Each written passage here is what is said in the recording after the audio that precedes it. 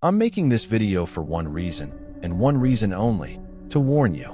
To tell you my story, not because I want sympathy, but because I want to make sure no one else makes the same horrifying mistake I did.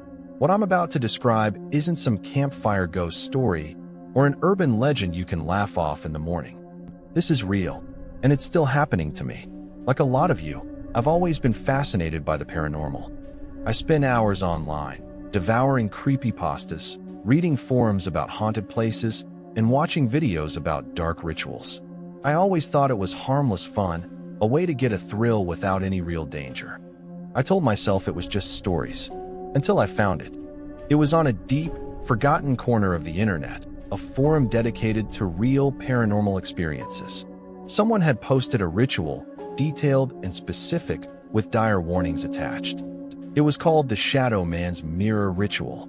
The post claimed it was a way to communicate with a malevolent entity, to ask a question and receive an answer from beyond the veil. I was intrigued, skeptical, but my curiosity, my stupid, arrogant curiosity, won out.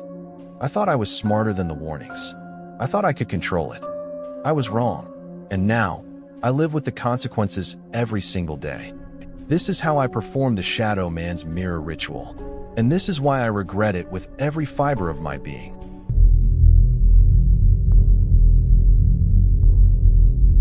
The instructions were incredibly precise. They needed to be followed exactly. The ritual had to be performed alone, between 2 a.m. and 3 a.m., in a room with no windows, or with all windows completely blacked out. Complete darkness was paramount. You needed a large mirror, ideally floor length, and 2 black candles. The post emphasized that they had to be black, unsullied, and never used before. And most chillingly, you needed a single strand of hair from your head. I chose my bathroom. No windows. Easy to black out the light under the door. I went out and bought the candles, found an old full-length mirror, and waited. The night I chose was a Friday, because I had no work the next day and thought I could recover from any jitters. I still laugh at my own naivete. At 1:50 a.m., I started setting up. I turned off all the lights in the house. The silence was immediate and heavy. I placed the mirror against the wall, opposite the sink. Then I lit the 2 black candles, placing one on each side of the mirror. Their flames flickered, casting long, dancing shadows that made the small bathroom feel enormous and distorted. The only light in the entire house came from those 2 candles. It was claustrophobic and chilling, exactly as the ritual described. I felt a knot of fear in my stomach, but I pushed it down. It's just psychology, I told myself. Setting the mood. The final step for the setup was to take a single strand of my hair and hold it in my dominant hand. I remember looking at that tiny strand, so insignificant, yet about to be used as a bridge to something I couldn't comprehend. I took a deep breath. It was 2 a.m. Showtime.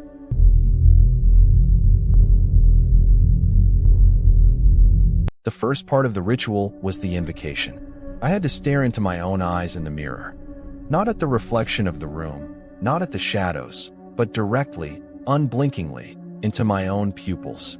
The instructions said that after a few minutes, your reflection would begin to distort. It would change. It would no longer be you. I started to stare. The candle flames seemed to lengthen, their light flickering in my eyes. The silence was absolute, broken only by the frantic beat of my own heart.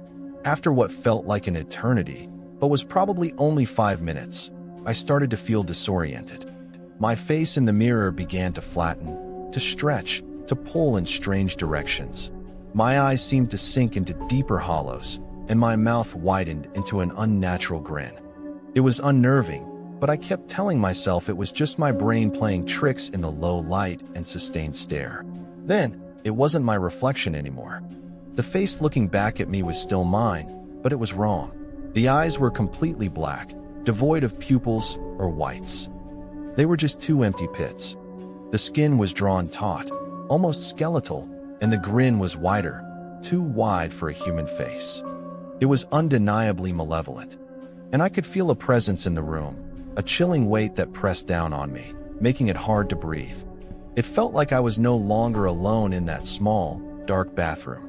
The instructions then said to take the strand of hair, dip it into the flame of the left candle, then the right, and then hold it up to the mirror, saying the invocation. Shadow Man, I offer a piece of myself. Appear. Answer me. My voice was a shaky whisper, barely audible above the pounding in my ears. As I held the hair to the mirror, the black-eyed reflection in front of me flickered, and then, slowly, a faint, wispy shadow began to form behind my reflection. Not my shadow, not the shadow of the candles. This was a deeper, darker, more solid darkness. It moved. It coalesced, and it started to take on a form. It was tall, impossibly thin, and absolutely black. It had no discernible features, just a vaguely humanoid shape. It stood there, behind my monstrous reflection, barely visible in the dim candlelight. I was paralyzed with terror. My brain screamed at me to run, to smash the mirror, to scream, but I couldn't move.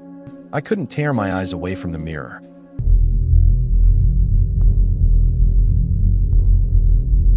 The ritual stated that once the Shadow Man appeared, you had to ask your question immediately. If you hesitated, if you showed fear, it would twist the answer. If worse, it would twist you. I had prepared my question for weeks. It was a simple, selfish question about my future. Will I achieve my dream of my specific, personal dream? I forced the words out, my voice cracking. The moment the question left my lips, the air in the bathroom grew incredibly cold. The candle flames guttered wildly as if in a strong wind, even though there was no draft. And then, from the depths of the shadow behind my reflection, a voice emerged. It wasn't spoken. It was more like a thought, cold and ancient, implanted directly into my mind. It was raspy, dry, like crumbling parchment, and filled with a terrible, knowing amusement. It said, "You already have." In a different mirror. The answer made no sense. A different mirror? I stammered, my courage failing. What does that mean? The Shadow Man didn't answer directly. Instead, the voice reverberated in my mind. The deal is struck. The door is open. And then, it began to melt back into the shadows, slowly dissipating, becoming less distinct. The monstrous reflection of my face lingered for a moment longer, its black eyes staring into my soul. Before it too, slowly, agonizingly, reverted back to my normal, terrified reflection. The candles still flickered, but the intense cold began to recede. It was over. I was shaking uncontrollably, drenched in sweat. But alive. I had done it. I had survived.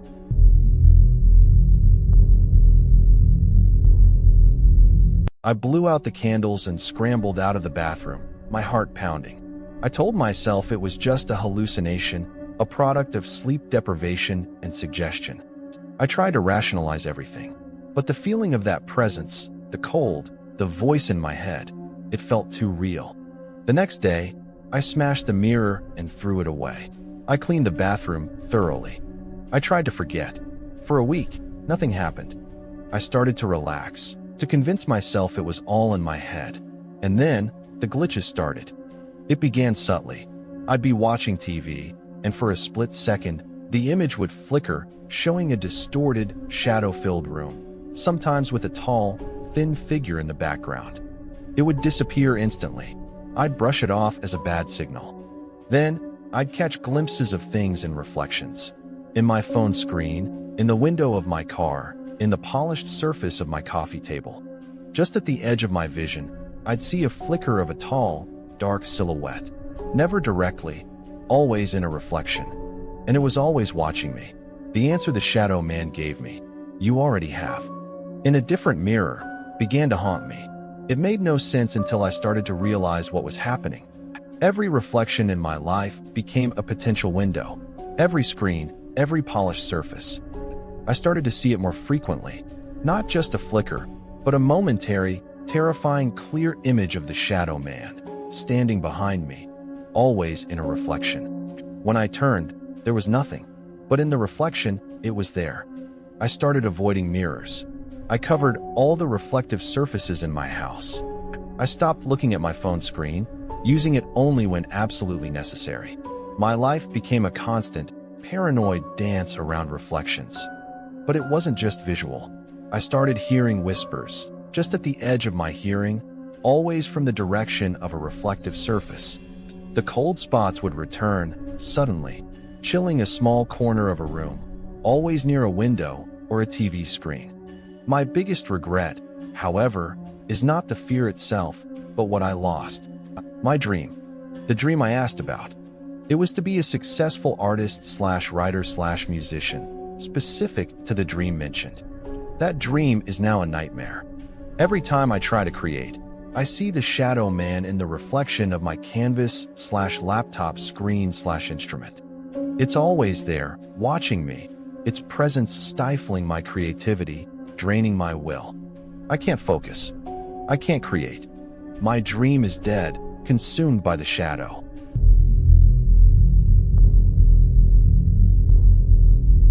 So that's my story. I've ruined my life. I'm constantly looking over my shoulder, afraid of what I'll see in the next reflection. I'm telling you this not for pity, but as a dire warning. Do not mess with things you don't understand. Do not invite darkness into your life. Curiosity can kill more than the cat.